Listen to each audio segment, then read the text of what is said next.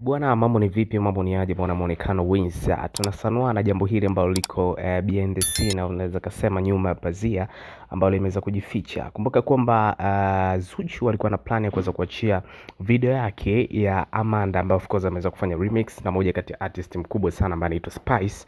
Sasa kwa kuwa bwana, wakati ambao anataka kuachia ndo wakati ambao Diamond Platnumz pia anaachia video yake ya Sasampa, ambayo of course imekuwa ni moja kati ya nyimbo hivi sasa inayo trendi sana hapa nchini Tanzania na inazidi kwenda viral na kufanya vizuri. Sasa imekuwa ni mgongano mkubwa sana baina yao ambao umeweza kutokea hapa katikati, kiasi cha kwamba Zuchu bwana amekasirika kuweza kuona kwamba ni wakati wake wa kuweza kuachia ngoma, hasa ni video hii ya Amanda ambayo of course amefanya remix na Spice, lakini imeweza kuingiliana na ratiba za Diamond Platnumz. Nakumbuka kwamba wapo wote kwenye record label moja ya Wasafi, lakini pia ni wapenzi. So imekuwa ni kurupushani sana ambayo inazidi kutokea ndani ya nyumba, lakini tuna imani kwamba itaenda kubi solved na ngoma itabi dropped hivi soon. So to get ready kwa kuona ngoma kati ya Zuchu na Spice ikiwa na video moja quality kali sana na investment kubwa sana. So usiache kusubscribe, kucomment, kulike na kushare, kwa sababu wewe ndiye familia ya kweli.